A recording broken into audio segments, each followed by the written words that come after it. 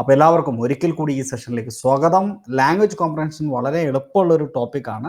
അപ്പോൾ നമുക്ക് നോക്കാം എന്താണ് ലാംഗ്വേജ് കോംപ്രഹെൻഷനിലുള്ളത്. ഇത് പഠിക്കാനുള്ള ടോപ്പിക് അല്ല, ഇത് പ്രാക്ടീസ് ചെയ്യാനുള്ള ടോപ്പിക്കാണ്. അപ്പോൾ അതുകൊണ്ട് തന്നെ നമുക്ക് കുറച്ച് ക്വസ്റ്റ്യൻസ് ഒക്കെ നോക്കാം. ലാംഗ്വേജ് കോംപ്രഹെൻഷൻ എന്ന് പറഞ്ഞാൽ നിങ്ങളുടെ ഇംഗ്ലീഷിൽ ജനറൽ ഇംഗ്ലീഷ് സിലബസിലെ ആദ്യത്തെ ടോപ്പിക്കാണ്. ഇവിടെ ഒരു unfamiliar passages given to check, ഇതാണ് ഇത് നമ്മുടെ സിലബസിൽ പറഞ്ഞിരിക്കുന്നതാണ്. ഓക്കെ, 10 മാർക്കിനാണ് ടോട്ടൽ ഇംഗ്ലീഷ് ചോദിക്കുക എന്ന് പറഞ്ഞിട്ടുണ്ട്. അതിൽ ലാംഗ്വേജ് കോംപ്രഹെൻഷൻ ആദ്യം തന്നെ പറഞ്ഞിട്ടുണ്ട്. അതിൽ ഫാക്ച്വൽ ആയിട്ടുള്ള അല്ലെങ്കിൽ ഇൻഫറൻഷ്യൽ ആയിട്ടുള്ള അല്ലെങ്കിൽ അനലിറ്റിക്കൽ ആയിട്ടുള്ള അല്ലെങ്കിൽ ഇവാലുവേറ്റീവ് ആയിട്ടുള്ള കോംപ്രഹെൻഷൻ, ദാറ്റ് മീൻസ് അണ്ടർസ്റ്റാൻഡിങ്, നിങ്ങൾ എന്ത് മനസ്സിലാക്കി എന്ന് ചെക്ക് ചെയ്യാൻ വേണ്ടിയിട്ടുള്ള ടോപ്പിക്കാണ്. അപ്പോൾ ഞാൻ കൂടുതൽ കഥ പറയുന്നില്ല.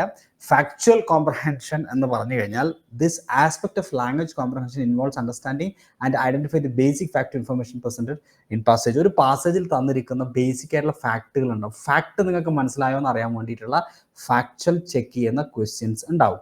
അതുപോലെ ഇൻഫറൻഷ്യൽ കോംപ്രഹെൻഷൻ എന്ന് പറയുന്ന കാര്യങ്ങൾ, അത് ഇൻഫറൻഷ്യൽ ആയിട്ടുള്ള കാര്യങ്ങൾ മനസ്സിലാക്കാൻ വേണ്ടിയിട്ട് goes beyond the explicit information in the passage. ഒരു പാസേജിൽ ഡയറക്റ്റ് ആയിട്ട് അവർ പറഞ്ഞിരിക്കുന്ന ഫാക്ടിന്റെ പുറത്തേക്ക് അവർ ഉദ്ദേശിച്ചുള്ള ചില കാര്യങ്ങൾ ഉണ്ടാവും. അത്തരം കാര്യങ്ങൾ നിങ്ങൾക്ക് വലിയ ധാരണ ഉണ്ടോ എന്ന് അറിയാൻ വേണ്ടിയുള്ളതാണ്. അതുപോലെ അനലറ്റിക്കൽ എന്ന് പറഞ്ഞു കഴിഞ്ഞാൽ നിങ്ങൾക്കറിയാം, അത് ആ വാക്കിൽ തന്നെ അനലറ്റിക് ആയിട്ടുള്ള കാര്യങ്ങൾ. Analytical comprehension involves breaking down the passage in its compound parts, understand the structure and organisation. ഇതിനകത്തുള്ള സ്ട്രക്ചർ അല്ലെങ്കിൽ അതിൻ്റെ ഓർഗനൈസേഷനെ കുറിച്ച് മനസ്സിലാക്കാൻ വേണ്ടി you need to identify the main ideas supporting details. അപ്പോൾ അതിനകത്ത് തന്നിരിക്കുന്ന എല്ലാ ഡീറ്റെയിൽസുകളും നിങ്ങൾക്ക് മനസ്സിലായോ എന്ന് അറിയാൻ വേണ്ടിയുള്ള ചില ചോദ്യങ്ങളുണ്ടാവും. ഓക്കെ, ചില ആർഗ്യുമെന്റ്സ് ബേസ് ചെയ്തുള്ള ക്വസ്റ്റ്യൻസ് ഒക്കെ ഉണ്ടാവാം. ഇവാലുവേറ്റീവ് കോംപ്രഹെൻഷൻ എന്ന് പറഞ്ഞാൽ, അത് ഇവാലുവേറ്റീവ് കോംപ്രഹെൻഷൻ എന്ന് പറഞ്ഞാൽ assess your ability to critically assess. നിങ്ങൾക്ക് ഒരു ക്രിട്ടിക്കലി അതിനെ അസസ് ചെയ്യാൻ പറ്റുന്നുണ്ടോ, വിമർശനാത്മകമായിട്ട് കാര്യങ്ങളെ കാണാൻ കഴിയുന്നുണ്ടോ എന്ന തരത്തിലുള്ള ചോദ്യങ്ങളും വന്നേക്കാം. ഓക്കെ, അപ്പോൾ ഞാൻ ഇതിന് ഉദാഹരണമായിട്ട് ഞാൻ ഈ പറഞ്ഞ കാര്യങ്ങളെ ഞാനിപ്പോൾ പറഞ്ഞപ്പോൾ നിങ്ങൾക്ക് കൂടുതൽ വ്യക്തമായിട്ടുണ്ടാവില്ല. അതിനൊന്ന് വ്യക്തമാക്കുന്നതിന് വേണ്ടി ഞാൻ ആദ്യം ഒരു പാസേജ് തരാം.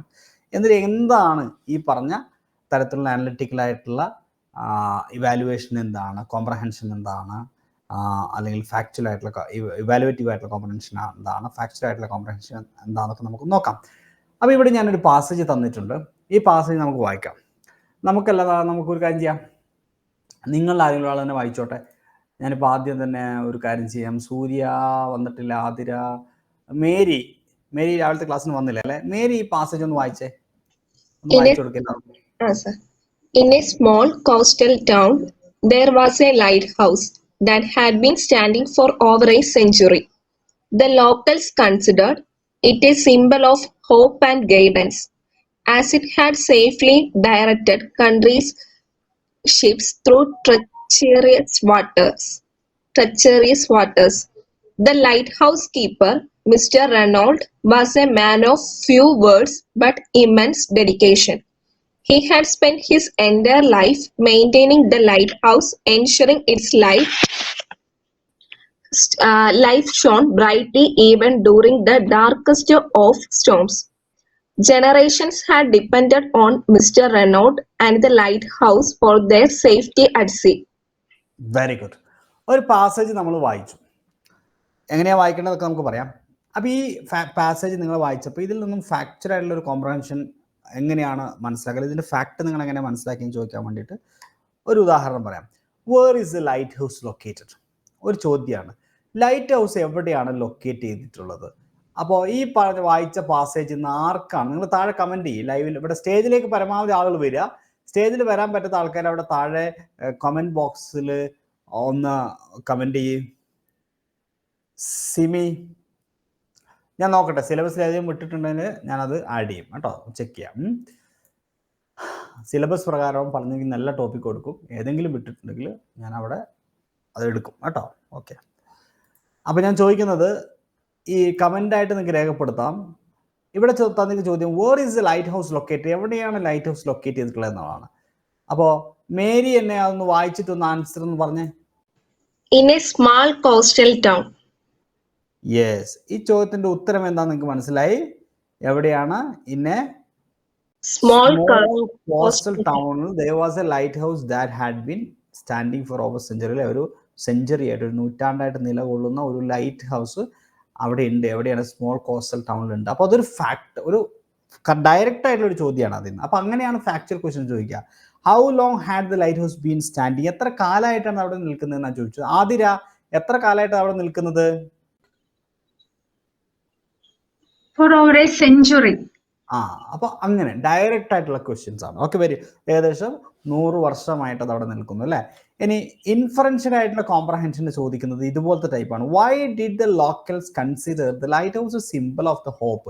എന്തുകൊണ്ടാണ് അവിടുത്തെ പ്രദേശനിവാസികൾ ഇതൊരു പ്രതീക്ഷയുടെ സിമ്പിളാണെന്ന്, അല്ലെങ്കിൽ സൂചനയാണ്, ഗൈഡൻസിന്റെയും പ്രതീക്ഷയുടെയും അതുപോലെ എന്താ പറയുക ഗൈഡൻസിന്റെയും വഴികാട്ടുന്നതിൻ്റെയും അടയാളമായിട്ടാണ് ഇത് മാറിയെന്ന് എന്തുകൊണ്ട് അവിടുത്തെ ആൾക്കാർ പറയുന്നതെന്ന് ചോദിച്ചത്. അപ്പോൾ നിങ്ങൾക്കൊന്ന് വായിക്കാം. The locals considered it simple of hope and guidance as it had safely directed the countless ships through treacherous waters. ഈ ട്രെച്ചറസ് വാട്ടേഴ്സിലൂടെ ഭയങ്കര ചതി നിറഞ്ഞ ഈ ജലാശയത്തിൽ ഒത്തിരി ആയിട്ടുള്ള ഷിപ്പുകൾക്ക് വഴികാട്ടിയായിരുന്നു ആര്? ഈ ലൈറ്റ് ഹൗസ്. അതുകൊണ്ടാണ് അതിനെ എന്തായിട്ട് കൺസിഡർ ചെയ്യുന്നത്? Symbol of hope and guidance എന്ന് പറയുന്നത്. Okay, yes. ഒരു അനലറ്റിക്കൽ ആയിട്ടുള്ള ഒരു കോംപ്രഹെൻഷൻ ഒരു ചോദ്യം ചോദിക്കാം. How might the presence of the light house have impacted the safety of the ships in the area? അവിടെയുള്ള ആ ഏരിയയിലുള്ള ഷിപ്പുകളില്ലേ, ആ ഷിപ്പുകളിൽ ഈ ലൈറ്റ് ഹൗസ് എങ്ങനെയാണ് അതിൻ്റെ സേഫ്റ്റിയുടെ ഭാഗമായിട്ട് മാറിയത്? How might the presence of the light ഹൗസിൻ്റെ സാന്നിധ്യം ഹാവ് ഇമ്പാക്റ്റഡ്, സ്വാധീനിച്ചത് ആരെ? The safety of ships in the area, ആ ഏരിയയിലെ കപ്പലുകളെ സുരക്ഷയെ സ്വാധീനിച്ചത്. പറയാവോ? ആതിരയ്ക്ക് പറയാവോ? പാസേജ് ഒന്നുകൂടെ, അതെങ്ങനെയാണ് അത് സുരക്ഷയുടെ ഭാഗമായത്?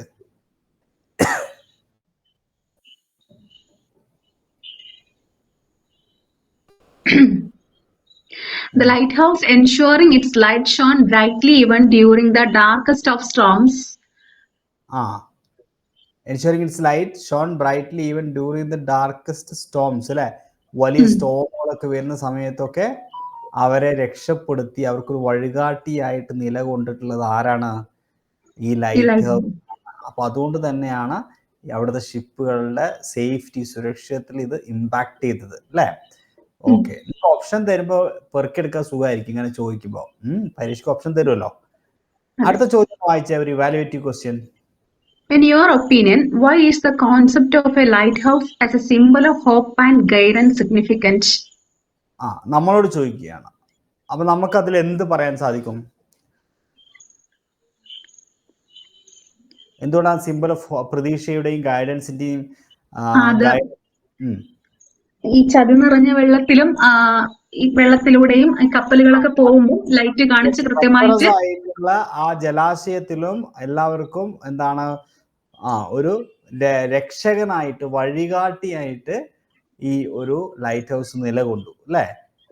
അതുകൊണ്ടാണ് അത് ഗൈഡൻസിന്റെയും അതുപോലെ പിന്നെന്തിന്റെയാണ് പ്രതീക്ഷയുടെയും ഹോപ്പിന്റെയും സിമ്പിളായിട്ട് അത് മാറുന്നത് എന്നാണ് പറയുന്നത്. ഓക്കെ, ജനറേഷൻസ്, തലമുറകൾ എന്ത് ചെയ്തിട്ടുണ്ട്? Depend on mister Reynold. ഈ റെയ്നോൾഡ് ആരാ?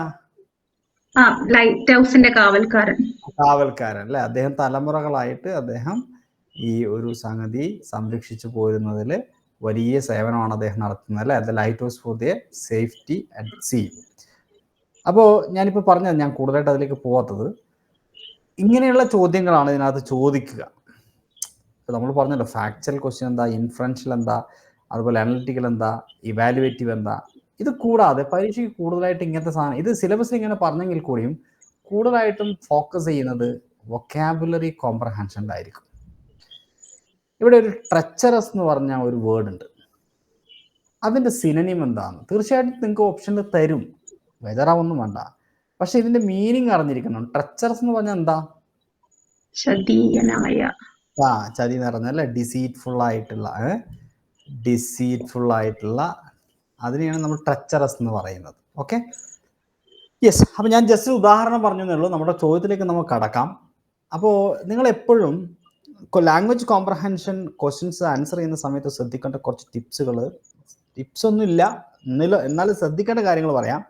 ഒന്ന് റീഡ് ദ ക്വസ്റ്റ്യൻ ഫസ്റ്റ്. നിങ്ങൾ ആദ്യം ചോദ്യങ്ങൾ വായിക്കുന്നതായിരിക്കും നിങ്ങൾക്ക് കുറച്ചുകൂടെ നല്ലത്. കാരണം നമുക്ക് സമയം വളരെ പ്രധാനപ്പെട്ടതാണ്. അതുകൊണ്ട് തന്നെ ചോദ്യങ്ങളാണ് ആദ്യം വായിക്കേണ്ടത്. ഓക്കെ, ക്വസ്റ്റ്യൻസ് വായിച്ചിട്ട് നിങ്ങൾ നേരെ പാരഗ്രാഫിലേക്ക് വരുമ്പോൾ നിങ്ങൾ കുറച്ചും കൂടെ നിങ്ങളുടെ വായനയിൽ സ്ട്രെസ് ചെയ്യേണ്ട ഇടങ്ങളിൽ സ്ട്രെസ് ചെയ്യാനും ഉത്തരം പെട്ടെന്ന് മനസ്സിലാക്കാനും സമയം ലാഭിക്കാനും സാധിക്കും. അതുപോലെ ആദ്യം നിങ്ങൾ ക്വസ്റ്റ്യൻ വായിച്ചതിന് ശേഷം പാസേജ് വായിക്കണം. Read the passage carefully. Stress the area related with question. ആ ക്വസ്റ്റ്യൻ ആയി ബന്ധപ്പെട്ട ഒരു ഇടം എവിടെ കാണുന്നു അവിടെ നിങ്ങൾ ഒന്ന് സ്ട്രെസ് ചെയ്യും, ഒന്ന് അവിടെ നിന്നിട്ട് ഒന്ന് നന്നായിട്ട് മനസ്സിലാക്കുക.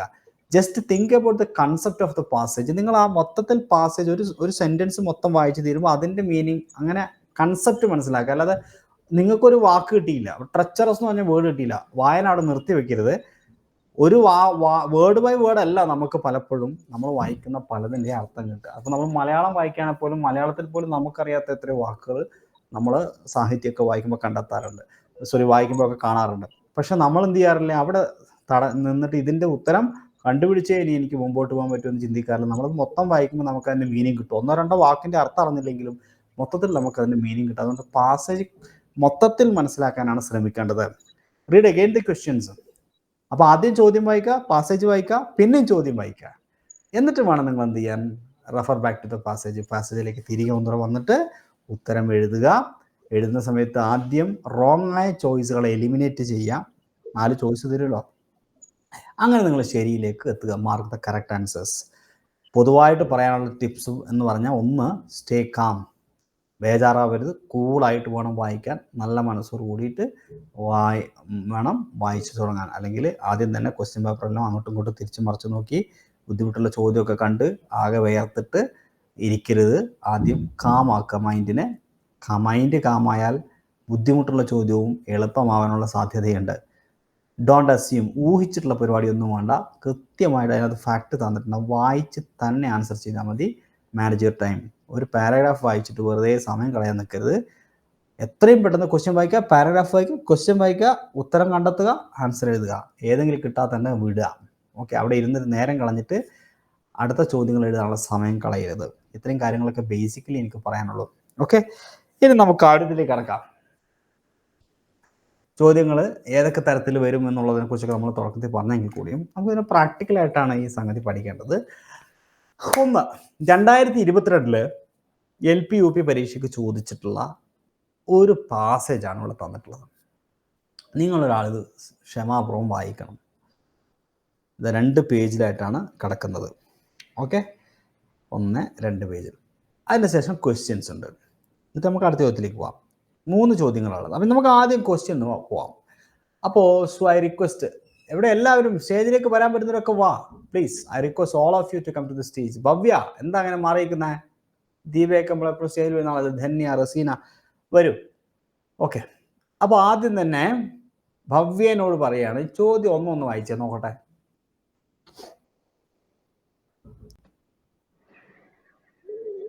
What was the price that Sushila had to pay for having the old lady at home? What was the price that Sushila had to pay?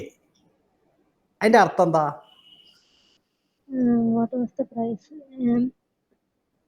Susheela വില കൊടുക്കേണ്ടി വന്നു. എന്താണ് ആ വില കൊടുക്കുക? എന്താണ് അതിന് വില വന്നത്? Four having the old lady at home. വീട്ടിൽ ഒരു ഓൾഡ് ലേഡി ഉണ്ടായതിന്റെ ഭാഗമായിട്ട് അല്ലെ, എന്ത് വിലയാണ് അവർ കൊടുക്കേണ്ടി വന്നതെന്നാണ് ചോദിച്ചത്. ഓപ്ഷൻസ് വായിക്കണ്ട, ചോദ്യം മനസ്സിലായില്ല. അപ്പൊ ഏതൊരു ഓൾഡ് ലേഡിയെ കുറിച്ചൊക്കെയാണ് ഈ പാസേജ് പറയാൻ ഇപ്പൊ ധാരണ കിട്ടി അല്ലെ? മനസ്സിലായി. ചോദ്യം 2 വായിച്ചേ. Which of the following alternative mean benign? അപ്പൊ ബിനൈൻ എന്ന് പറഞ്ഞൊരു വേർഡിന്റെ ആൾട്ടർനേറ്റീവ് മീൻസ്, അതായത് സിനനിം, അതേ അർത്ഥമുള്ള ഒരു വാക്ക് ഏതാണാ ചോദിച്ചത്. അപ്പൊ ഇതിനകത്ത് ഇങ്ങനെ ഒരു വേർഡ് ഉണ്ടെന്ന് മനസ്സിലായി അല്ലേ? Yes. 3-ാമത്തത്, What made the narrator and his wife wonder? ഈ കഥ പറയുന്ന നരേറ്ററും അദ്ദേഹത്തിന്റെ ഭാര്യയും എന്താണ് അത്ഭുതപ്പെടുത്തിയത് അല്ലേ? ഇത്രയും കാര്യങ്ങളാണ് ചോദിച്ചത്. അപ്പൊ ഏറെക്കുറെ ചോദ്യത്തെ കുറിച്ച് ധാരണ കിട്ടി. ഇനി നമുക്ക് പാസേജിലേക്ക് വരാം. Read the following passage carefully, answer the questions given below it. അപ്പോഴേ ഭവ്യ പതിയെ ഈ പാസേജ് ഇങ്ങനെ വായിക്കുക. നേരത്തെ നമ്മൾ വായിച്ച 3 ചോദ്യത്തിൽ ഏതെങ്കിലും ഒന്ന് എത്തുന്ന സ്ഥലത്ത് ഒന്ന് നിർത്തണം. പതിയെ വായിച്ചേ. In course of time, we found that we simply couldn't do without the old lady. She cooked for us, tended the child, gave us necessary courage when the child had fever or stomachache, and we became distraught. She knew a lot of trick about children's health. She grew very fond of the child and took her out and keep her very happy. She established herself as a benign elder at home, and for us it meant a great deal. Her devotion to the child enabled me to take my wife twice or thrice a month to a picture on a walk along the river or out shopping. ഇത്രയും ഭാഗത്തിൽ എവിടെ ചോദ്യമായി ബന്ധപ്പെട്ടൊന്നും കണ്ടില്ലല്ലോ? ഇല്ല. ഇത് ഇത്രയും ഭാഗത്തിൽ നമുക്ക് മനസ്സിലായത് എന്താ? ഈ നരേറ്ററുടെ വീട്ടിലൊരു ലേഡി ഉണ്ട് അല്ലേ? ആ ലേഡി എന്ന് പറയുന്നത് ഒന്ന് പറഞ്ഞേ. കുട്ടികളെ നോക്കുകയും എല്ലാ കാര്യങ്ങളും എന്തുവാ അതിന് അസുഖങ്ങളൊക്കെ വരുവാണെങ്കിലും അവർക്ക് അതിനായിട്ടുള്ള ട്രിക്കൊക്കെ അറിയാം. അങ്ങനെയൊക്കെയുള്ള കാര്യങ്ങൾ അവർക്ക് ഒരുപാട് സഹായമായി. ഇത്രയാണ് ഉദ്ദേശിച്ചത് അല്ലേ? കുട്ടികളെ നോക്കാനും കുട്ടിയെ നോക്കുമ്പോൾ ഇവർക്ക് എപ്പോഴും ഈ നരേറ്റർക്കാരുടെ ഭാര്യനെ കുട്ടികൾക്ക് പുറത്തു പോകാനൊക്കെ പറ്റും. കാരണം ഇൻ കോഴ്സ് ഓഫ് ടൈം കുറെ കാലം കൂടിയപ്പോൾ we found that simply couldn't do without ഈ ലേഡി ഇല്ലാതെ അവിടെ അവർക്കൊന്നും ചെയ്യാൻ പറ്റില്ല എന്നായി. അത്രയധികം ഹെൽപ്ഫുൾ ആയിരുന്നു അല്ലേ? നമ്മൾ വേർഡ് ബൈ വേർഡ് ഒന്നും മീനിങ് നോക്കിയില്ലല്ലോ, മൊത്തത്തിൽ നമുക്ക് അർത്ഥം കിട്ടിയില്ലേ? കിട്ടി. ഞാൻ അങ്ങനെ പറയുന്നത് വേർഡ് ബൈ വേർഡ് വേണമെങ്കിൽ എനിക്ക് പറഞ്ഞുതരാൻ പറ്റും. ഞാൻ സെന്റൻസുകൾ വായിച്ച് ഓരോ സെന്റൻസിന് ഞാൻ വേണം പറഞ്ഞുതരാം. പക്ഷെ അതിന്റെ ആവശ്യം സത്യത്തിലില്ല. ഇപ്പൊ ഭവ്യക്ക് എന്താ മനസ്സിലായത്? മൊത്തത്തിലൊരു കാര്യം അത്ര മതി കേട്ടോ. യെസ്. ഇനി അടുത്ത പാരാഗ്രാഫ് വായിച്ചേ.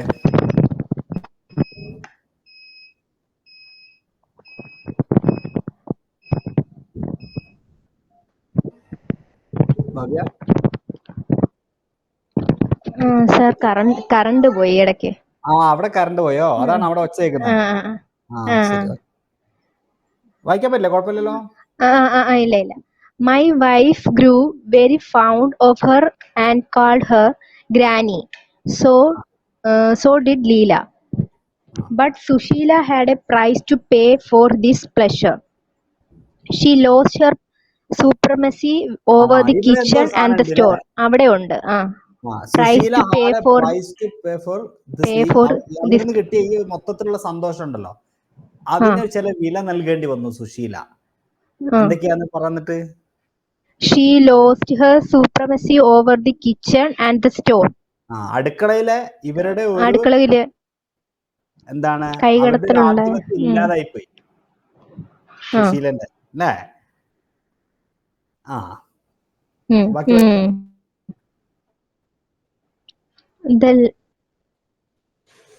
അപ്പൊ അതായിരിക്കും. ഫസ്റ്റ് ക്വസ്റ്റ്യന്റെ എന്ത് ഇതാണ് കൊടുക്കേണ്ടി വന്നേന്ന് കണ്ടല്ലായിരുന്നോ സർ? അതവിടെ നിൽക്കട്ടെ, കുറച്ചുകൂടി മുമ്പോട്ട് വായിച്ചപ്പോ അറിയില്ലല്ലോ. The levels in the containers at the store. She lost hers. The levels in the container at the store went down in other ways than my wife calculated. Susheela ഈ പാത്രത്തിലേക്കുള്ള സാധനങ്ങളുടെ കുറഞ്ഞു വന്നു എന്നുള്ള തീർന്നു. ഇവര് കാൽക്കുലേറ്റ് ചെയ്തതിനേക്കാളും സാധനം തീരാൻ തുടങ്ങി അല്ലേ? Sushila protested and fought against it for some times, but the old lady had her own way of brushing aside our objections. And Sushila adjusted her own outlook in the matter. Didn't I bargain for a waste of 4 rupees a month? Well, it is not so hard because she waste only 3 rupees. Our provision bill fluctuated by only 3 rupees, and it was a small price to pay for the great company and services of the old lady, who lived on one meal a day, just a handful of cooked rice and buttermilk. It was a wonder how she found the energy for so much activity. My wife often sat down with her in order to induce her to eat well, but it was of no avail. ഒരു സാമാന്യ ഉദ്യോഗത്തെ സംബന്ധിച്ചോളം ഈ ഭാഗത്തൊക്കെ വായിക്കുമ്പോൾ കുറെ ഒന്നും മനസ്സിലായിണ്ടാവില്ല, കുറെ എന്തൊക്കെയൊക്കെ മനസ്സിലായിട്ടുണ്ടാവും അല്ലേ? ഒരു തരം കുറച്ചേ മനസ്സിലായി. അത് ഒന്നാമത്തെ പ്രശ്നം എന്താ വെച്ചാല്, ഈ നമുക്ക് തരുന്ന പാസേജ് എന്തെങ്കിലും ഒരു ഈ ലേഖനത്തിന്റെയോ എവിടെ നിന്നൊരു ഒരു ചെറിയ കഷ്ണം എടുത്തിട്ട് മുറിച്ച് തരിക, അതിന് അന്തം ഉണ്ടാവില്ല, കുന്തം ഉണ്ടാവില്ല. അന്തം കുന്തം ഇല്ല എന്ന് പറയില്ല നമ്മള്. അന്തം ഉണ്ടാവില്ല, അതിന്റെ എന്താ പറയാ, ആദ്യം ഉണ്ടാവില്ല, അന്തം ഉണ്ടാവില്ല. അങ്ങനത്തെ ഒരു കഥയില്ലാത്ത സാധനം കൊണ്ട് നമുക്ക് തരിക. അതൊരു മനഃപൂർവ്വം ചെയ്യുന്നതാണ്. ഏത് പാസേജ് എപ്പോൾ നോക്കിയാലും ഇങ്ങനെ തന്നെ തരിക, ഒരു എത്തും പിടിയും കിട്ടില്ല. അങ്ങനത്തെ ഒരു സാധനം മുറിച്ചു. അത് നമ്മളെ കൺഫ്യൂഷൻ ആക്കാൻ വേണ്ടിയിട്ടാണ്. ഇപ്പോൾ നമ്മൾ ആ മേലെ വരെ വലിയ കുഴപ്പമില്ല, താഴേക്ക് വന്നപ്പോഴേക്കും കുറച്ച് കൺഫ്യൂഷനൊക്കെ വന്നു. Didn't I bargain for a waste of 4 rupees? ഞാൻ നിങ്ങളത് ഒരു മാസം ഒരു 4 രൂപയെങ്കിലും നിങ്ങൾ വേസ്റ്റ് ആക്കാറുണ്ടോ? എന്നിട്ട് പറയണേ അത് തമാശ രൂപയാണ്. വെൽ ഇറ്റ് ഇസ് നോട്ട്, ഇല്ലല്ല, പക്ഷേ 3 രൂപ വേസ്റ്റ് ആക്കാറുണ്ട് എന്ന രൂപത്തിൽ അല്ലേ? അപ്പൊ അങ്ങനെ താഴേക്ക് വരുന്ന സാധനങ്ങളൊക്കെ നിങ്ങൾക്ക്, കാരണം അത് മൊത്തത്തിൽ ആ ലേഖനം വായിച്ചാലേ മനസ്സിലാവും. അപ്പൊ നമുക്കൊരു ഏറെക്കുറെ ധാരണയാണ് കിട്ടിയിട്ടുള്ളൂ അല്ലേ? പക്ഷെ അത് നമ്മുടെ ഉത്തരത്തിനെ ബാധിക്കുന്നുണ്ടോ എന്നുള്ളതാണ് നമ്മൾ നോക്കേണ്ടത്. നമുക്ക് ഇത്രയും കാര്യങ്ങളിൽ നിന്ന് ഉത്തരം കിട്ടാത്ത പ്രശ്നം വരുന്നുണ്ടോ എന്നുള്ളതാണ് നോക്കേണ്ടത്. ക്വസ്റ്റ്യൻ നമ്പർ 1 നമുക്കൊന്ന് വായിക്കാം. What was the price that Sushila had to pay for having the old lady at home? Okay, അപ്പൊ ഇവിടെ ഭവ്യ ആൻസർ പറയണ്ട. ഞാൻ ചോദിക്കുന്നത് ആതിര ഓക്കെ ആണോ? സർ ഓക്കെ ആണ്. 4 ഇപ്പൊ ഭവ്യ വായിച്ച കേട്ടില്ലേ? കേട്ടു. അത് വെച്ചിട്ട് ഈ 4 ഓപ്ഷനിൽ നിന്ന് ഏതായിരിക്കും അവിടെ സൂട്ടബിൾ ആയിട്ടുള്ളത്? Option D, she lost her control over the kitchen budget. Yes, ആദ്യം പറഞ്ഞത് she found no time spend with her child. കുട്ടികളുടെ കൂടെ സ്പെൻഡ് ചെയ്യാൻ സമയം കിട്ടിയില്ല എന്ന് പറയുന്നത് തെറ്റല്ലേ? തെറ്റാണ്. She had to work hard in the kitchen. അടുക്കളയിൽ ഒരുപാട് കഠിനമായ അധ്വാനം ചെയ്യേണ്ടി വന്നോ? ഇല്ല. ഇല്ല, സ്ത്രീ ഉള്ളതുകൊണ്ട് ഇല്ല. Her child ignored her. അവരുടെ കുട്ടികൾ അവളെ അവഗണിച്ചോ, ഇഗ്നോർ ചെയ്തോ?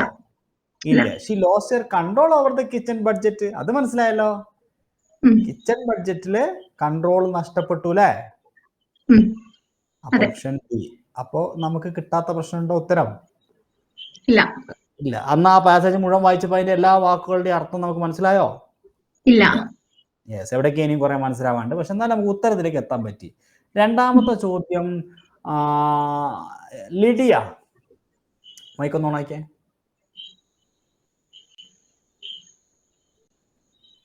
ലിഡിയ, ഹലോ, കേൾക്കുന്നുണ്ടോ? ഈ ചോദ്യം വായിച്ചേ. കേൾക്കുന്നുണ്ട്. Which of the following alternatives means benign, unfriendly, superior? വൊക്കാബുലറിയുടെ ഭാഗത്ത് ചോദിച്ചാണ്. അപ്പൊ ഇത് നമുക്കൊരു വൊക്കാബുലറി ബേസിക് സ്കിൽ ഉണ്ടെങ്കിൽ നമുക്കിത് കിട്ടും. ബിനൈൻ നമ്മൾ പലപ്പോഴും നമ്മുടെ ഞാൻ തന്ന നോട്ട്സിലൊക്കെ ഉള്ള വാക്കാ ബിനൈൻ. അപ്പൊ അതിന്റെ അർത്ഥമുള്ള ഒരു വേർഡ് ഇവിടെ ഏതായിരിക്കും?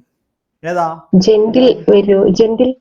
ജെന്റിലാണ് വരിക അല്ല. അതായത് ബിനൈൻ എന്ന് പറഞ്ഞാൽ ഫ്രണ്ട്ലി എന്നാണ് അർത്ഥം. ഫ്രണ്ട്ലി, ഇത് കുറെ വർഷമായി ചോദിച്ചില്ലാണ്.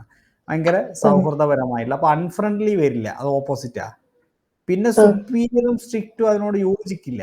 ജെന്റിൽ ആയിട്ടുള്ള അല്ലെ, അതാണ് ഫ്രണ്ട്ലി. അപ്പൊ അതാണ് അവിടെ സൂട്ടബിൾ ആയിട്ടുള്ളത്.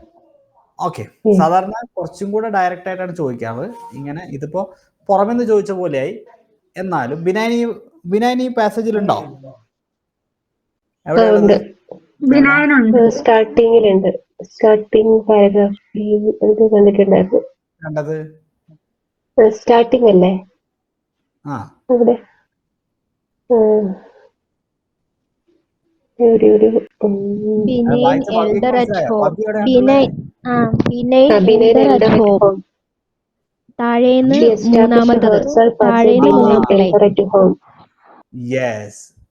എന്താണ്? She establish benign elder at home. അവര് സ്വന്തം ആ വീട്ടിൽ എന്തായി ഒരു ബിനൈൻ എൽഡർ ആയി മാറി.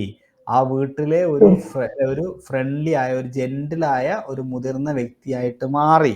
അപ്പൊ നിങ്ങൾക്ക് ഈ സെന്റൻസ് നിങ്ങൾക്ക് ഇപ്പൊ ഈ വേർഡിന്റെ മീനിങ് മനസ്സിലായില്ല എന്ന് വെച്ചോ. അപ്പൊ നിങ്ങൾ ആ സെന്റൻസ് മൊത്തത്തിലൊന്ന് വായിച്ചു നോക്കുക. അപ്പൊ നിങ്ങൾക്ക് അവിടെ ഒരു മീനിങ് എന്താണോ അവർ ഉദ്ദേശിക്കുന്ന ഒരു ധാരണ കിട്ടും. അത് വെച്ചിട്ട് ആൻസറിലേക്ക് വരാം കേട്ടോ. Yes, okay, thank you Lydia. Next Deepa city, അടുത്ത ചോദ്യം വായിച്ചൊന്ന് ഉത്തരം പറഞ്ഞേ. Sir, what what made the narrator and his wife wonder? എന്താ ഒരു അത്ഭുതപ്പെടുത്തിയത്? ഒന്ന് ഓപ്ഷൻ എ വായിക്കി. The old lady's kindness, the old lady's knowledge of medicines, the old lady's energy to do work, the old lady's love for the child. പാസേജിലേക്ക് ഒന്നുകൂടെ പോണോ? ഇല്ല, വേണ്ട. ഏതാ ഉത്തരം വരിക? The old lady's energy to do work. Yes, അവരുടെ ജോലി ഇല്ല, എനർജി അല്ലേ? യെസ്. ഇത് നിങ്ങൾക്ക് മനസ്സിലായില്ലെങ്കിൽ ഒന്നുകൂടെ പോയാൽ മതി ഇങ്ങോട്ട്. ഈ പാസേജിലൂടെ ഒന്നുകൂടെ ഒന്ന് തിരിഞ്ഞു നോക്കിയിട്ട് ഒന്ന് വായിച്ചാൽ നിങ്ങൾക്ക് ഈ സംഗതിയെ കുറിച്ച് കിട്ടും. ഇതിൽ മൊത്തത്തിൽ അതാണ് ഈ ആകത്തുക, ഈ പാസേജിന്റെ ഒരു ആകത്തുക അതാണ് പറയുന്നത്. അവരുടെ ആ എനർജിയുടെ ഒരു ഹാർഡ് വർക്ക് ഉണ്ടല്ലോ, അതിന്റെ എനർജിയെ കുറിച്ചാണ് മൊത്തത്തിൽ അവർ പറയുന്നത്, അല്ലാതെ ഈ പറഞ്ഞ സംഗതികളൊന്നും അല്ല. ഓക്കെ, അപ്പം ഈ രൂപത്തിലേക്കാണ് നമുക്ക് ആൻസറിലേക്ക് എത്താൻ സാധിക്കുക. ഇതൊരു അത്ര എളുപ്പമുള്ള പാസേജ് അല്ല, എന്നാൽ കുറച്ച് ഭയങ്കര ടൈറ്റും അല്ല, ഒരു ആവറേജ് നിലവാരം പുലർത്തിയിട്ടുള്ള ഒരു ക്വസ്റ്റ്യൻ ആണ് 2022 ചോദിച്ച LPUP. ഇതിനേക്കാളും നല്ല ചോദ്യങ്ങളാണ് ഇപ്പോൾ അടുത്ത കാലത്തൊക്കെ പരീക്ഷയിൽ വന്നതായിട്ട് കുറച്ചുകൂടെ നല്ല സ്റ്റാൻഡേർഡ് ക്വസ്റ്റ്യൻസ് വരാറുണ്ട്. നമുക്ക് അടുത്ത ചോദ്യത്തിലേക്ക് പോകാം. ഇത്തവണ നമുക്ക് ചോദ്യം വായിക്കാൻ നമ്മുടെ ആരെ വിളിക്കുക? സ്റ്റേജിൽ ഇപ്പോൾ നിങ്ങൾ 4 ആൾക്കാർ തന്നെ ഉള്ളൂ അല്ലേ, ബാക്കി ആരും വന്നിട്ടില്ല. അപ്പം നമുക്കൊരു കാര്യം ആതിരെ ഒന്ന് വായിക്കാവോ? 2023 ചോദ്യം കേട്ടോ ആതിരെ. ആയിക്കോട്ടെ. കുട്ടികളെ മക്കളൊക്കെ ഉറക്കിയോ? ഉറക്കിയില്ല, ഹസ്ബൻഡ് ഉണ്ട്. ശരി, ഓക്കെ, എന്നാ ഒന്ന് വായിച്ചേ. The ideal detection dog is extremely energetic with an excessive play drive.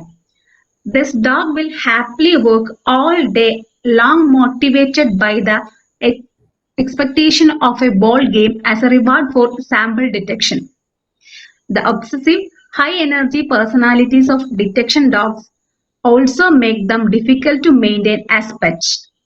As a result, they frequently find themselves abandoned to animal shelters facing euthanasia. The program rescues these dogs and offers them a satisfying career in conservation research. നമ്മൾ ചോദ്യം ആദ്യം വായിക്കാൻ മറന്നുപോയി കേട്ടോ. സാരില്ല, കുഴപ്പമില്ല. ഇനി നമുക്ക് ചോദ്യത്തിലേക്ക് വരാം. ചോദ്യം ഒന്ന് വായിച്ചേ. First question, the dog expect dash as a reward for their hard work. Okay, dog. ഇപ്പൊ ഇത് ഡോഗിനെ കുറിച്ചുള്ള പാസേജ് മനസ്സിലായി അല്ലേ? എക്സ്പെക്ട് പ്രതീക്ഷിക്കുന്നു, ഡാഷ് എന്തോ ഒരു സാധനം, ആസ് എ റിവാർഡ്. റിവാർഡ് എന്ന് പറഞ്ഞാൽ എന്താ? സമ്മാനം, പ്രതിഫലം, സമ്മാനമായിട്ട് ഫോർ ദർ ഹാർഡ് വർക്ക്. അവരുടെ കഠിനാധ്വാനത്തിന്റെ ഫലമായിട്ട് എന്തോ ഒരു സമ്മാനം ഡോഗ് പ്രതീക്ഷിക്കുന്നുണ്ട്, എന്തെങ്കിലും ആവട്ടെ. രണ്ടാമത്തെ ചോദ്യം, the word euthanasia means. യൂത്തനേസിയ എന്ന് പറയുന്ന ഒരു വാക്ക് നമ്മൾ അവിടെ കണ്ടു. ഇതൊരു നമുക്ക് എല്ലാവർക്കും അറിയാവുന്ന ഒരു വേർഡ് തന്നെയാണ്. ഈ അടുത്ത കാലത്തൊക്കെ പത്രത്തിലൊക്കെ നിറഞ്ഞിരുന്ന വേർഡാണ്. അതിന്റെ മീനിങ് എന്തായിരിക്കും എന്നുള്ളതാണ്. ഇനി മൂന്നാമത്തത്, these dogs find career in dash. ഈ നായ്ക്കൾക്ക് എവിടെയാണ് കരിയർ കിട്ടാറുള്ളത്? അവരുടെ ജോലി, പിന്നീടുള്ള ജോലി എവിടെയാണ്? നാലാമത്തത്, antonym of euthanasia. യൂത്തനേസിയ എന്ന് പറയുന്നതിന്റെ ആന്റണിം എന്താണ്? അതിന്റെ വിപരീത പദം എന്തായിരിക്കും? ഓക്കെ, ഇനി നമുക്ക് പാസേജ് ഒന്നുകൂടെ വരാം. The ideal detection dog. Detection എന്ന് പറഞ്ഞു കഴിഞ്ഞാൽ നമുക്ക് ഡിറ്റക്ട് ചെയ്യാം. ഡിറ്റക്റ്റീവ് കേട്ടില്ലേ? ഡിറ്റക്റ്റീവ് നോവൽസ്, എന്താ, കുറ്റാന്വേഷണവുമായി ബന്ധപ്പെട്ട വാക്കാത് അല്ലേ? ഡിറ്റക്റ്റീവ്. അപ്പൊ ഡിറ്റക്ഷൻ ഡോഗ് എന്ന് പറഞ്ഞാൽ എന്തായിരിക്കും? പോലീസ് നായല്ലേ, അങ്ങനത്തെ നായ്ക്കൾ, അതായത് കുറ്റം അന്വേഷിച്ച് കണ്ടെത്താനുള്ള പോലീസ് നായനെ നമ്മൾ ഡിറ്റക്ഷൻ ഡോഗ് എന്ന് പറയുന്നത്. ഇറ്റ്സ് എക്സ്ട്രീംലി എനർജിക്, ഭയങ്കര എനർജിക് ആയിരിക്കും. എക്സസീവ് പ്ലേ ഡ്രൈവ്, അവർക്ക് ഭയങ്കര എനർജി ആയിരിക്കും. അത് തന്നെയാണ് അവിടെ ഉദ്ദേശിച്ചത്.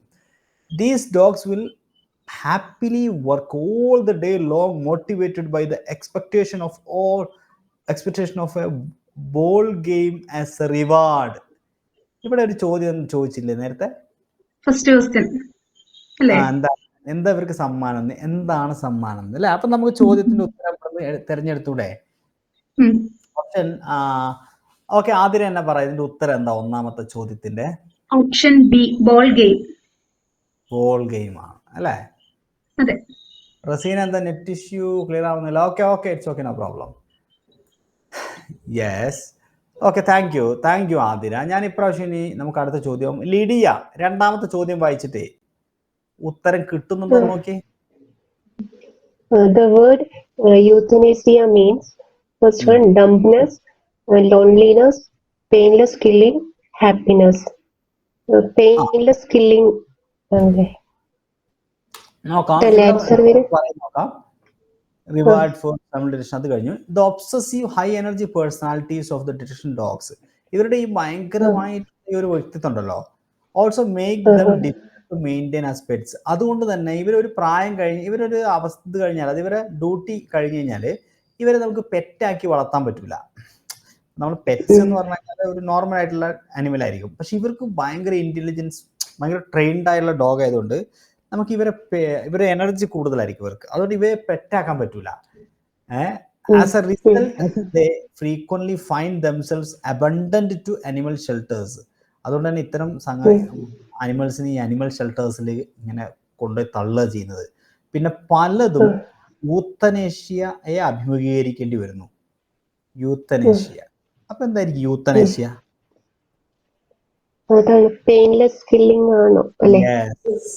നമ്മൾ മേഴ്സി കില്ലിംഗ് എന്ന് പറയില്ലേ? മലയാളത്തിൽ നമ്മൾ എന്താണ് ദയാവധം. അതിന്റെ ഇംഗ്ലീഷാണ് യൂത്തനേഷ്യ. അപ്പൊ ഇത്തരം ഡോഗ്സിനെ ഡംബ്നെസ് അല്ലല്ലോ ഉത്തരം, അല്ല. ലോൺലിനെസ് വരൂല, ഹാപ്പിനെസ് വരൂല, പെയിൻലെസ് വേദനയില്ലാതെ വേദനിപ്പിക്കുന്ന യൂത്തനേഷ്യ. ഓക്കെ, അപ്പൊ അതിന്റെ ഉത്തരം കിട്ടി. Okay, thank you Lydia. Next Deepa സിറ്റി. സർ, അടുത്ത ചോദ്യം, these dogs find career in. അത് ഇതിൽ എവിടെയാണ്, ഈ പാസേജിൽ എവിടെയാ പറയുന്നത്? These dogs offers them satisfying career in excessive conservation research. Conservation റിസർച്ചിലാണ് ഇവർക്ക് ഫ്യൂച്ചറിൽ കരിയർ കിട്ടുക എന്ന് പറയുന്നുണ്ട്. നമ്മൾ ഈ ഓപ്ഷനിൽ അത് ഉണ്ടോ? മൂന്നാമത്തെ ചോദ്യത്തിന്റെ ബി, ഓപ്ഷൻ ബി അല്ലെ? അപ്പൊ ഇതിന്റെ ഉത്തരം കിട്ടിയില്ലേ? ഇനി നാലാമത്തെ ചോദ്യത്തിന്റെ ഉത്തരം എന്തായിരിക്കും? നമ്മൾ തന്നെ സ്വന്തം, അതാണ് പറയുന്നത്, നേരത്തെ പറഞ്ഞ 4 ടൈപ്പ് സംഗതികൾ ഒന്ന് ഇതാണ്. നമ്മൾ പുറമേ നിന്ന് നമുക്ക് മനസ്സിലാക്കേണ്ട, അതായത് നമ്മുടെ ഒരു നോളേജ് വെച്ചുകൊണ്ട് ആൻസർ ചെയ്യേണ്ട സംഗതി ഉണ്ടാവും. അതിലൊന്നാണ് ഇത്. യൂത്തനേഷ്യ എന്ന് പറയുന്നതിന്റെ വിപരീതം എന്തായിരിക്കും? അതെ, ഇങ്ങനത്തെ വേർഡ്സ് ഒന്നും ആന്റോണോമസ്, ഇങ്ങനത്തെ ഹയറ്റസ് എന്ന് പറഞ്ഞ വേർഡ് ഉണ്ട്, പക്ഷെ അത് ഇതായിട്ട് ബന്ധമില്ല. ഡിസ്തനേഷ്യ കേട്ടോ. ഓക്കെ, അപ്പൊ ആർക്കെങ്കിലും ഇവിടെ ഒരു മാർക്ക് നഷ്ടപ്പെടാൻ സാധ്യത ഉണ്ടെങ്കിൽ അത് ഇതായിരിക്കും ചിലപ്പോൾ. 4 എണ്ണത്തിൽ 1 എണ്ണം പോയാൽ പോകണം, പക്ഷെ എന്നാലും ഏത് ചോദിച്ചാൽ കിട്ടേണ്ടതാണ്. പിന്നെ പലർക്കും ഇത് പുതിയ വാക്കാവാനും സാധ്യതയുണ്ട്. ഡിസ്തനേഷ്യ. മറ്റേത് പെയിൻലെസ് കില്ലിംഗ്, ഇത് പെയിൻഫുൾ കില്ലിംഗ് ആണ് ഡിസ്തനേഷ്യ. ഓക്കെ, അപ്പം ഇങ്ങനെയാണ് ചോദ്യങ്ങൾ ഈ വിഭാഗത്തിൽ നിന്ന് വരിക എന്നുള്ളത് മനസ്സിലായല്ലോ. ഓക്കെ, ഇനി നമ്മൾ കുറച്ചുകൂടെ ക്വസ്റ്റ്യൻസ് വർക്കൗട്ട് ചെയ്യാൻ പോവാണ്. സോ അടുത്ത പാരഗ്രാഫിൽ നമ്മളിപ്പോൾ 2 പ്രീവിയസ് ക്വസ്റ്റ്യൻസ് കുറച്ച് ഈ അടുത്ത കാലത്ത് വന്ന ട്രെൻഡ് മനസ്സിലാക്കാൻ വേണ്ടി ചോദിച്ചാണ്. ഇനി നമുക്ക് പടിപടിയായിട്ട് നിങ്ങൾക്ക് ഒരു ട്രെയിനിങ് തരികയാണ് ഇതിനെങ്ങനെയാണ് ആൻസർ ചെയ്യുക എന്നുള്ളത്. അപ്പോൾ അതിലേക്ക് നമ്മൾ കടക്കുകയാണ്. അതൊരു കുഞ്ഞ് passage, read the passage and answer. ഒരു കുഞ്ഞ് പാസേജാണ്, അതിൽ നിന്നുള്ള ചോദ്യമാണ് 3 എണ്ണം. അപ്പോൾ ഇത്തവണ ഞാൻ ഭവ്യനെ വിളിക്കാം. ഭവ്യെ, ഈ 3 ചോദ്യം ഒന്ന് വായിച്ചേ. Was a Tom's prized possession? What was Tom's prized possession? ടോമിന്റെ പ്രൈസ്ഡ് പൊസഷൻ എന്താണ് അല്ലേ? പ്രൈസ്ഡ് എന്ന് പറഞ്ഞാൽ എന്താ? വിലയേറിയ, ഭയങ്കര മൂല്യമായ അല്ലേ? പൊസഷൻ എന്ന് പറഞ്ഞാൽ എന്താ? ഒരു സ്ഥാനം കൊടുക്കുന്ന അല്ല, നമ്മൾ പറഞ്ഞത് അയാൾക്ക് ഭയങ്കര പൊസസീവ്നെസ് ആന്നൊക്കെ പറയില്ലേ? പൊസസ് എന്ന് പറഞ്ഞാൽ എന്തെങ്കിലും സ്വന്തമാവാം. പൊസഷൻ എന്ന് പറഞ്ഞാൽ അയാളുടെ സമ്പാദ്യം, അമൂല്യമായ സമ്പാദ്യം. ടോമിന്റെ അമൂല്യമായിട്ടുള്ള സമ്പാദ്യം എന്താണ് ചോദ്യം. ഓക്കെ, ആരാ അവിടെ ചെറിയ കുട്ടികൾ ഒച്ച കേൾക്കുന്നുണ്ടല്ലോ ഭവ്യെ? മോള്. ആണോ? മോൾ എത്ര വയസ്സാ? 4. 4 വയസ്സുണ്ട് അല്ലേ? യെസ്. അപ്പൊ ഈ രണ്ടാമത്തെ വായിച്ചേ. What does numismatics refers to in this passage? In the ഈ passage. പാസേജില് Numismatics. അങ്ങനെ പറഞ്ഞ എന്താന്ന് അല്ലേ? ഓക്കെ. ഇനി അടുത്ത് വായിച്ച ചോദ്യം. What did Tom learn through his hobby of collecting coins? Coin collect ചെയ്യുന്നതിലൂടെ ടോം എന്താണ് പഠിക്കുന്നതെന്ന്. ഇനി നമുക്ക് പാസേജ് ഒന്ന് വായിച്ചേ. എന്നിട്ട് ഉത്തരം ഓരോന്നിന്റെ എത്തുന്ന സ്ഥലത്തൊന്ന് സ്റ്റോപ്പ് ചെയ്താൽ മതി.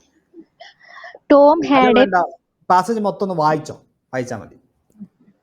Tom had a penchant for collecting vintage coins.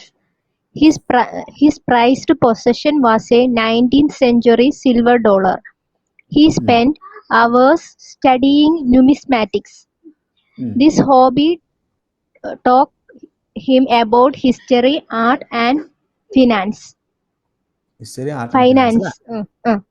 Okay, thank you. അപ്പോൾ ഒന്നാമത്തേതിന്റെ ഉത്തരം ഒന്ന് വായിച്ചിട്ട് പറഞ്ഞേ. What was Tom's prized possession?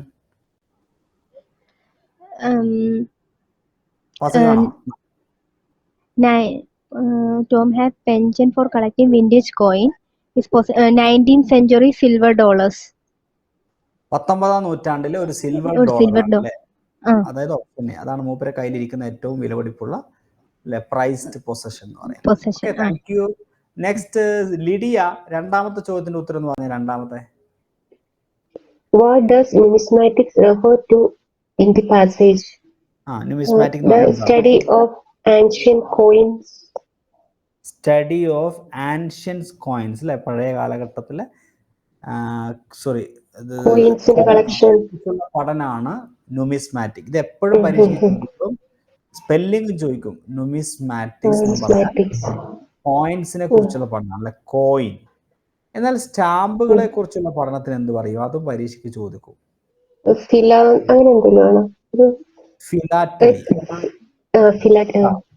Philately എന്ന് പറഞ്ഞാൽ സ്റ്റാമ്പിനെ കുറിച്ചുള്ള പഠനം. ന്യൂമിസ്മാറ്റിക്സ് എന്ന് പറഞ്ഞാൽ കോയിനെ കുറിച്ചുള്ള പഠനം. ഇത് രണ്ട് എക്സാമിന് മാറി മാറി ചോദിക്കുന്ന രണ്ട് വാക്കുകളാണ് കേട്ടോ. യെസ്, പ്രത്യേകിച്ച് ടീച്ചേഴ്സ് ഒക്കെ അറിഞ്ഞിരിക്കേണ്ടതാണ്. Okay, thank you. So next ആതിരയ്ക്ക് അടുത്തൊന്ന് വായിക്കാവോ? What did Tom learn through his hobby of collecting coins? Option D, about history, art, and finance. History, art, and finance. Very good. Okay. ഇത്രയൊക്കെ തന്നെ ഉണ്ടാവുള്ളൂ നിങ്ങൾക്ക് വരുന്ന ചോദ്യം. ഇതുപോലെ സിമ്പിൾ ആയിരിക്കും എന്ന് ഞാൻ പ്രതീക്ഷിക്കുന്നു. ഇനി നമ്മൾ അടുത്തൊരു ക്വസ്റ്റ്യനിലേക്ക് പോവാണ്. Next question. So I request Deepa സിറ്റിയെ ഒന്ന് വായിച്ചേ ഈ പാസേജ്. വേണ്ട, ചോദ്യം വായിക്കും. What does gnawed mean in the passage? gnawed എന്ന് പറഞ്ഞ വാക്കിന്റെ അർത്ഥം എന്താ ഈ പാസേജിലെ? അടുത്തത്. What do the trees branches do in the forest?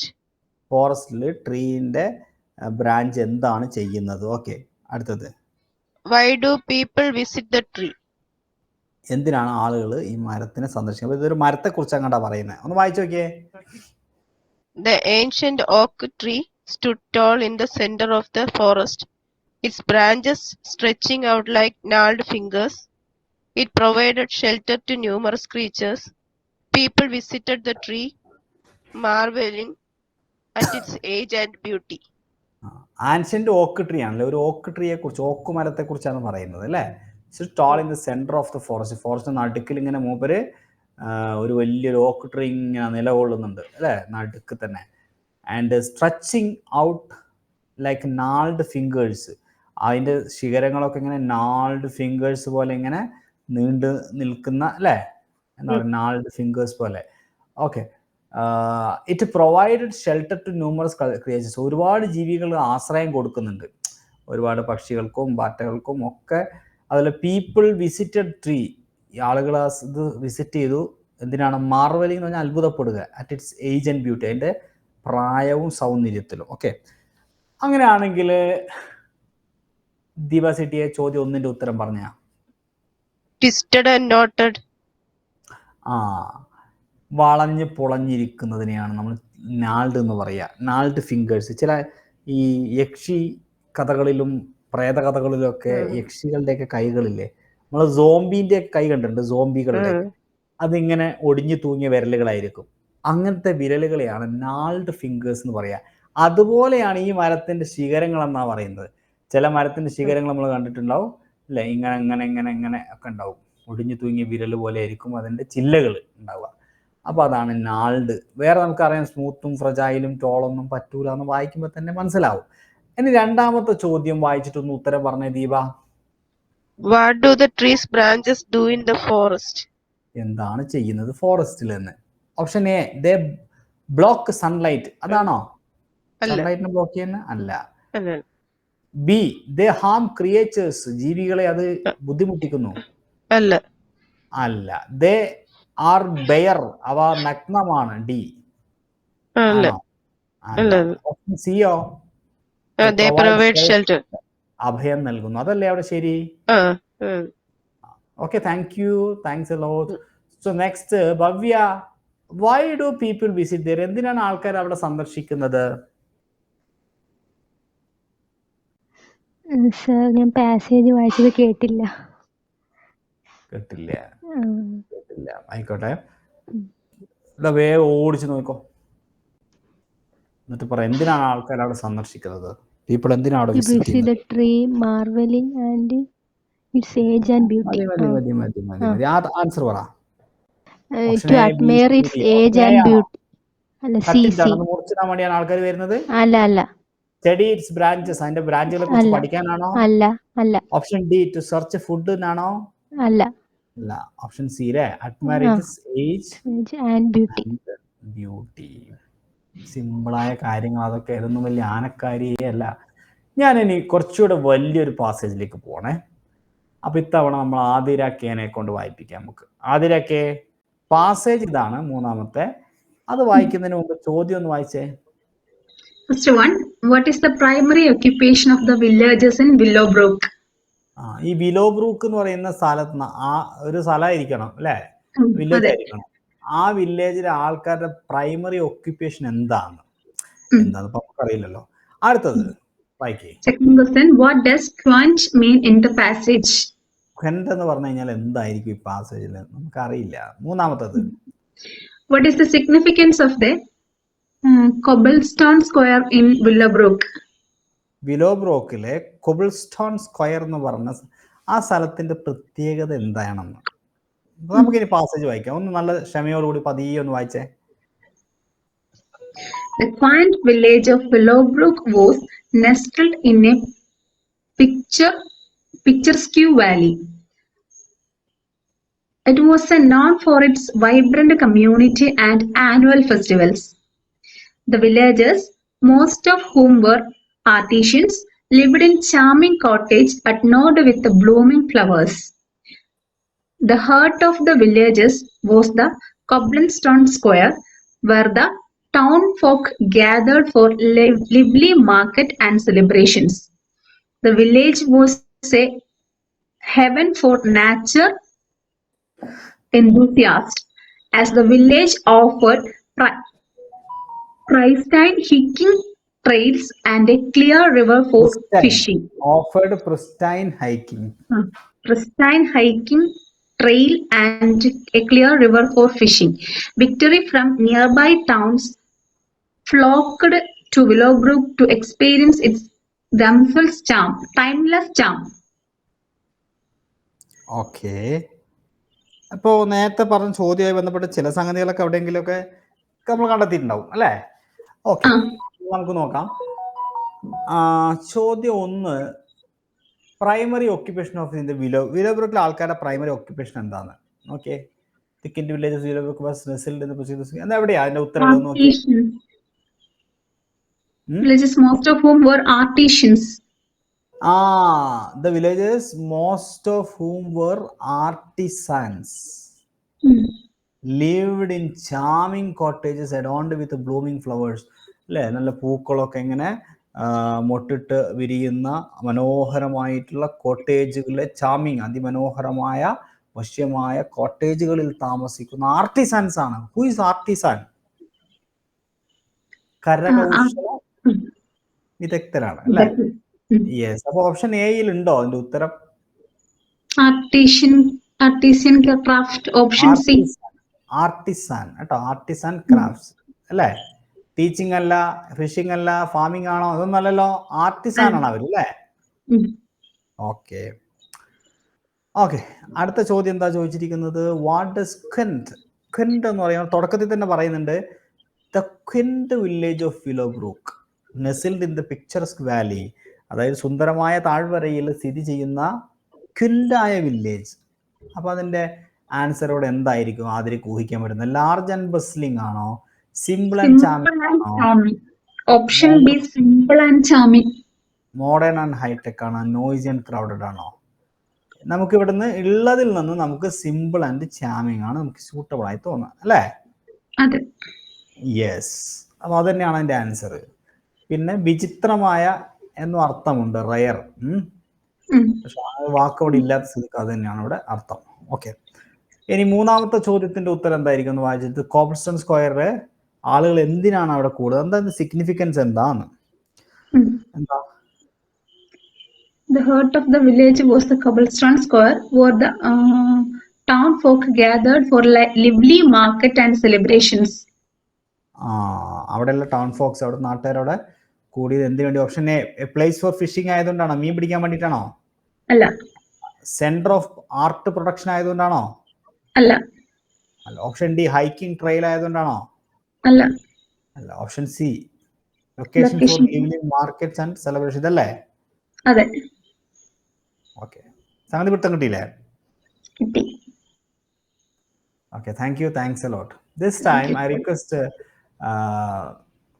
Lydia ഈ പാസേജ് ഒന്ന് വായിക്കി. ഇത് UPSC 2023 ഒരു പരീക്ഷന്റെ ചോദ്യം, ഒന്ന് വായിച്ചേ. ക്വസ്റ്റ്യൻ വായിച്ചിട്ടാണോ? വായിക്കല്ലേ, ക്വസ്റ്റ്യൻ വായിക്കാം ആദ്യം. Question number 1. The Kyoto Protocol was intended for options വായിക്കണ്ടല്ലോ. രണ്ടാമത്തെ ചോദ്യം. The passage says that greenhouse gases are greenhouse gases എന്ന് പറഞ്ഞാൽ ഏതൊക്കെയാണ്? 3. Which of the following statement is true about Kyoto Protocol? അത് വേണമെന്ന് വായിച്ചു statement. The protocol was signed only by 37 countries. B. The protocol was an initiative by India. C. The protocol was not signed by the United States. D. The protocol was signed by 187 countries. Okay. Any passage ഒന്ന് ചെറുതായിട്ടൊന്ന് വായിച്ചേ ഇവിടെ മുതൽ. The Kyoto Protocol, which came into force on 16 February 2005, was one of the first initiatives for following the course of eco-friendly development on a global scale.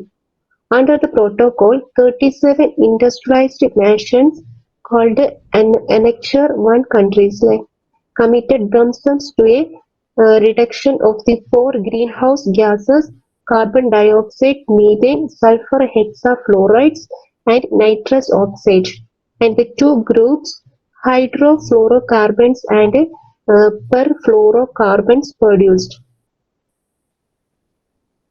All the other member nations, including India, were to give a general commitment, through not a rigorous as the one given by the industrialized nations. The Annexure 1 countries agreed to reduce their collective emissions by 5.2% from the 1990 level. The Kyoto Protocol was signed by 187 countries on November 2009. India is a member of the treaty, while the United States has a status of signed but not intending to ratify the treaty. Okay. ആദ്യം ചോദിച്ചിരിക്കുന്നത് Kyoto protocol intent four എന്തിനു വേണ്ടിയാണ്? അപ്പോ ആദ്യത്തെ പാരഗ്രാഫിൽ അത് കിട്ടുന്നുണ്ടോ? The Kyoto protocol which came into 16 ഫെബ്രുവരി അല്ലേ 2005 one of the first initiative for the following course of eco-friendly development on a global scale. Okay. എത്ര നമ്മൾ വായിച്ചില്ലേ? ഇനി എന്റെ ഉത്തരം എന്ന് പറഞ്ഞേ. ഓപ്ഷൻ എ ആണ്, ബി ആണ്, സി ആണ്, ഡി ആണ്? Countries The Kyoto Protocol is intended for countries at a global level. ഇത് ഗ്ലോബൽ ലെവലാണ് അല്ലേ? അല്ലാതെ ഇൻഡസ്ട്രിയലിസ്റ്റ് കൺട്രീസിന് മാത്രമാണോ? അല്ല. യുണൈറ്റഡ് സ്റ്റേറ്റ്സിന് ഒന്നിയാണോ? അല്ല. അനക്സർ 1 കൺട്രീസിന് മാത്രമാണോ? അല്ല. കാരണം ഉത്തരം ഇവിടെ എവിടെയാ പറഞ്ഞിരിക്കുന്നത്? ഇത് ഓൺ എ ഗ്ലോബൽ സ്കെയിൽ എന്ന് പറഞ്ഞിട്ടുണ്ട്. അപ്പൊ ലോകത്തിന്റെ അടിസ്ഥാനത്തിൽ ലോകത്തെ എല്ലാ രാജ്യങ്ങളെയും ഉൾക്കൊള്ളിച്ചുകൊണ്ടുള്ള ഒരു സംഭവമാണ്. അപ്പൊ ഇത് ശരിക്കും ആരെ ഉദ്ദേശിച്ചിട്ടുള്ളതാണ്? കൺട്രീസ് അറ്റ് ഗ്ലോബൽ ലെവലാണ്. രണ്ടാമത്തെ ചോദ്യം വായിച്ചിട്ട് ഉത്തരം പറഞ്ഞേ. The passage says that greenhouse gases are harmful to life. B. A. Essential for life. Answer A. ഉറപ്പാണോ? First A level, harmful to life area. Essential life to be produced by annexer 1 country is necessary for eco-friendly development. ഒന്നുമല്ലല്ലോ. Harmful to life. വായിക്കുന്നതിന് അറിയാം. Okay. Harmful to life. Next.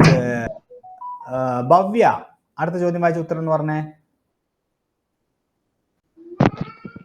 Which of the following statement is true about Kyoto Protocol? Kyoto Protocol was signed only by 37 countries. 37 രാജ്യങ്ങൾ മാത്രമേ sign ചെയ്തിട്ടുള്ളൂ. അല്ല. എവിടെ 37 അല്ല, 187 countries. Okay. അതായത് all other members nations include Kyoto Protocol signed by 187 countries on November 2009. by 180 countries sign ചെയ്തിട്ടുണ്ട് അല്ലേ? അപ്പൊ ഒന്നാമത്തെ സ്റ്റേറ്റ്മെന്റ് തെറ്റാണ്. 2, the protocol was initiated by India. ആണോ? അല്ല, അങ്ങനെ എവിടെയും അതിൽ പറയുന്നില്ല. 3, the protocol was not signed by the United States. അല്ല. അങ്ങനെ പറയുന്നുണ്ടോ? ഇല്ല. യുണൈറ്റഡ് സ്റ്റേറ്റ്സിനെ കുറിച്ച് ഇവിടെ എന്താ പറയുന്നത്? India is a member of the treaty while the United States has the status of signed but not intended to ratify. പക്ഷെ sign ചെയ്തിട്ടുണ്ട് അല്ലേ? യെസ്. അങ്ങനെയാണെങ്കിൽ the protocol signed by 187 countries. ഇത് ശരിയല്ലേ? D option. ഇങ്ങനെയാ നമ്മൾ ഉത്തരം കണ്ടെത്തുക കേട്ടോ. അപ്പൊ ഇത്രയൊക്കെ മതി. ഇത് നിങ്ങൾ ആരും ബേജാറാവണ്ട. ഇനി നിങ്ങൾ ഈ കോംപ്രഹെൻഷൻ പാസേജ് പഠിക്കാൻ പോയിട്ട് സമയം കളയേണ്ട ആവശ്യമൊന്നുമില്ല. നിങ്ങൾക്ക് ക്വസ്റ്റ്യൻസ് എവിടെയും കിട്ടുക നിങ്ങൾ ചെയ്ത് വെക്കും കേട്ടോ, സമയം ഉണ്ടെങ്കിൽ. ഇല്ലെങ്കിൽ ഇനി ഇന്നത്തോടു കൂടി ഇത് പറഞ്ഞു നിർത്തിയാലും നിങ്ങൾ ബേജാറാവൊന്നും വേണ്ട. ഇത്രയൊക്കെ തന്നെ ഉള്ളൂ. പരീക്ഷയ്ക്ക് നല്ലൊരു എളുപ്പമുള്ള ചോദ്യം വരട്ടെ എന്ന് ഞാൻ ആത്മാർത്ഥമായിട്ട് ആഗ്രഹിക്കുന്നു. എളുപ്പമുള്ളതേ വരുള്ളൂ. നിങ്ങളുടെ മനസ്സാന്നിധ്യം വെച്ചുകൊണ്ട് വളരെ പീസ്ഫുൾ ആയിട്ട് ഇപ്പം നമ്മൾ ചെയ്ത പോലെയൊക്കെ ഇരുന്ന് കഴിഞ്ഞാൽ നിങ്ങൾക്ക് മാർക്ക് കിട്ടും കേട്ടോ.